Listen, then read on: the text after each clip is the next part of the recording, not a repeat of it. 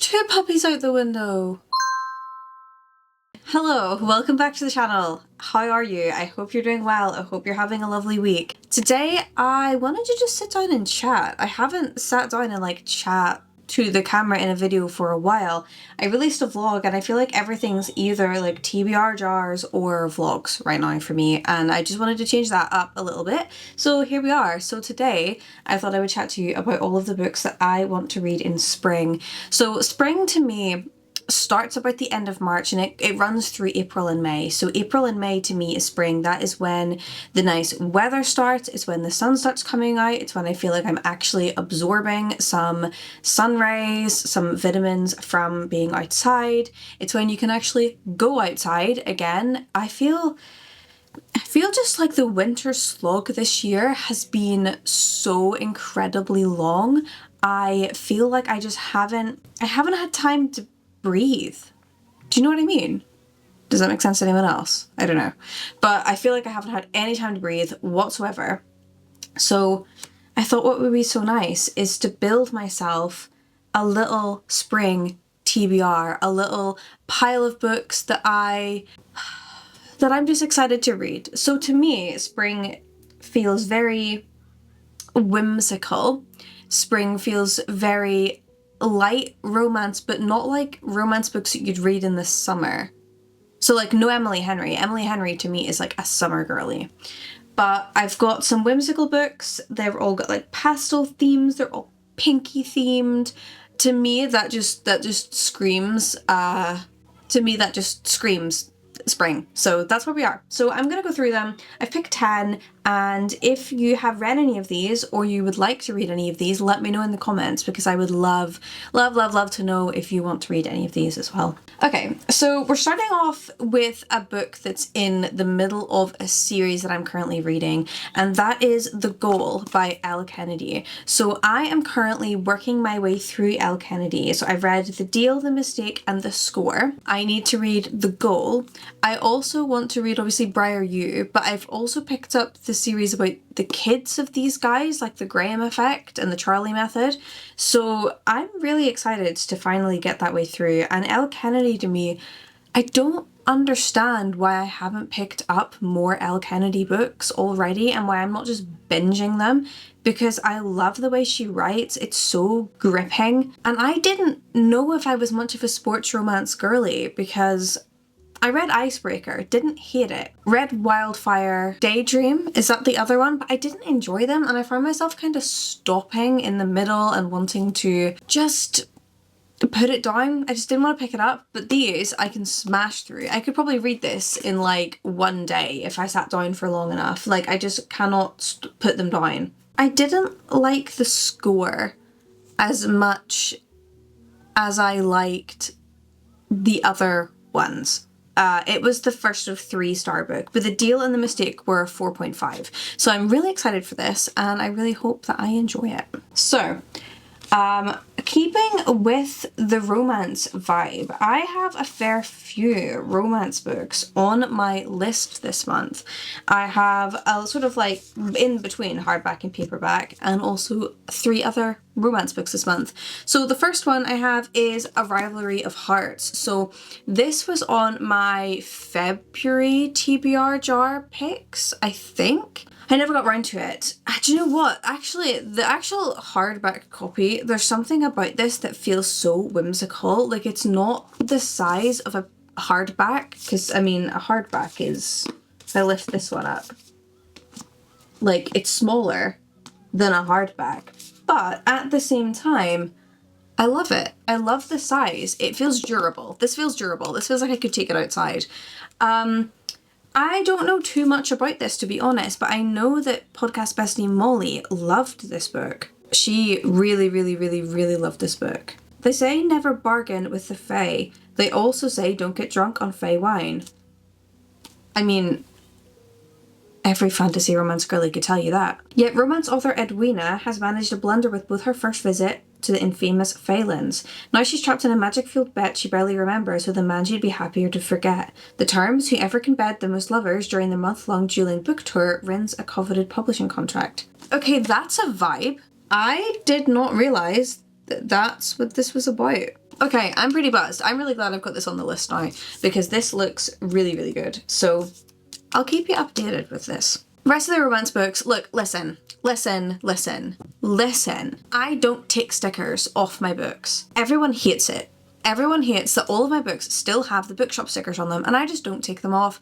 And I will eventually, like, hear me out. I'll take them off eventually. It's not going to be now. I want nothing. I want no judgment. Okay, so there we have First Time Caller by B.K. Wilson. So this is the author that wrote Love Light Farms. So this author wrote Love Light Farms. I read Love Light Farms, but I haven't finished the series. However, this is beautiful, and the cover is beautiful, and it's very pink, and it is to do with a radio host, I believe. Yeah, this seems like to do with like a radio host vibe, right?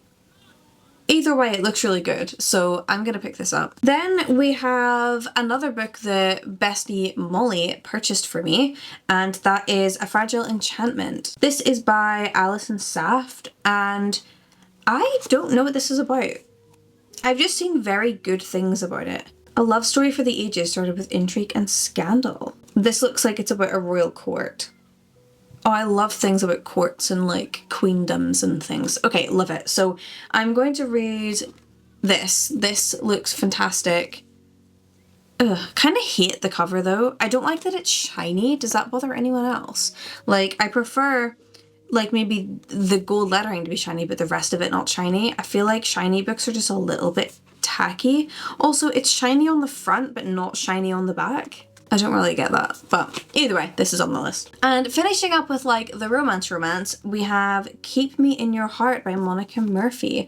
I picked this up because of the pink edges, and I got this in the works. So Arabella is smart, kind, even a little quirky, and that's what makes her interesting. Known for her outlandish outfits and sense of humour, she's one of the most popular girls at Lancaster Prep. Okay, school vibes. I love anything to do with like school vibes, whether it's like dark academia, lighthearted, like they're just in school. Like Binding 13 is set like at school age, right? Because I'm buzzing to read that too, but it's not on this list, but I would like to pick it up soon. So Rowan, what is it, right?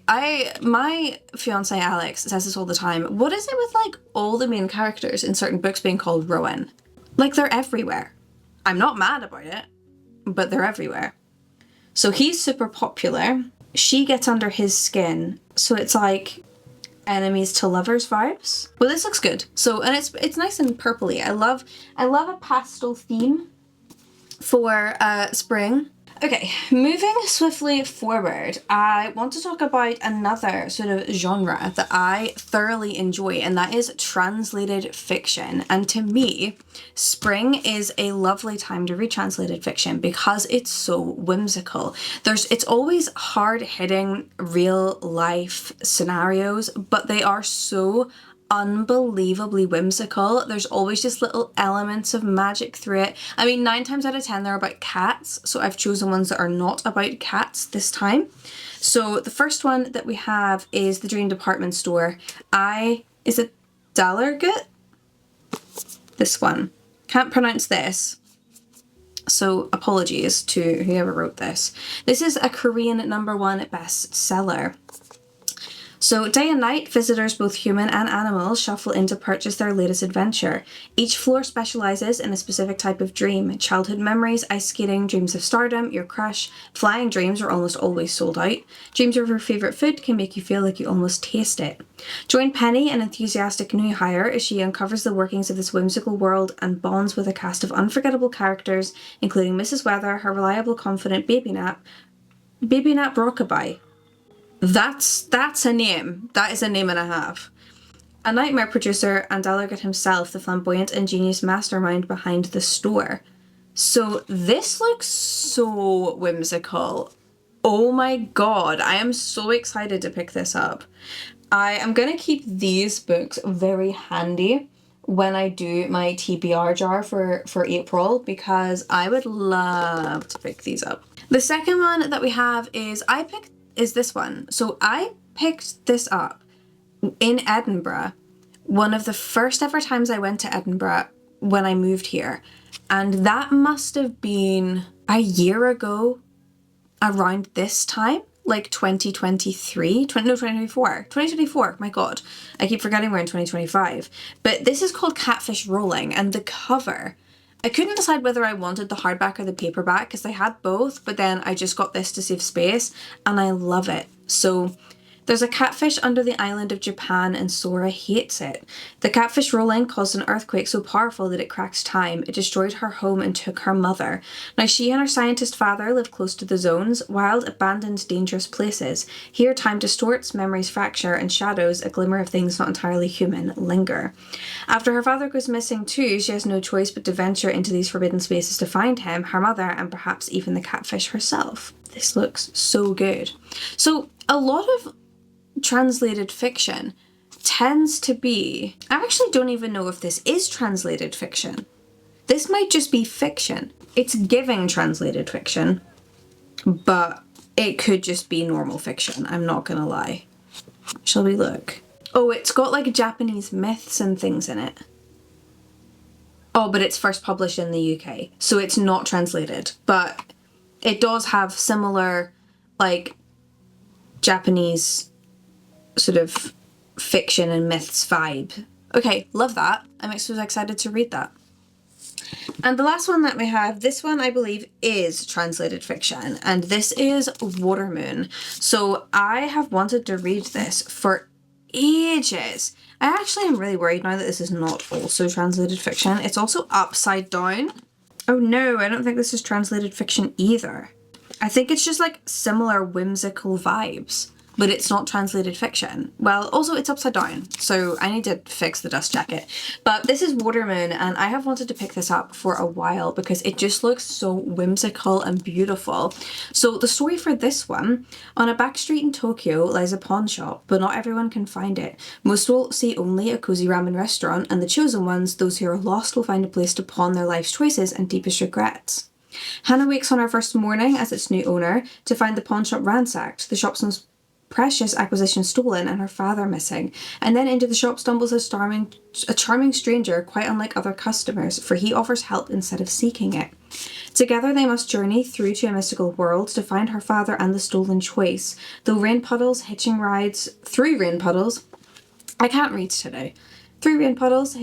on paper cranes across the bridge between midnight and morning, and through a night market in the clouds. But as they get closer to the truth, she must reveal a secret of her own and risk making a choice she'll never be able to take back.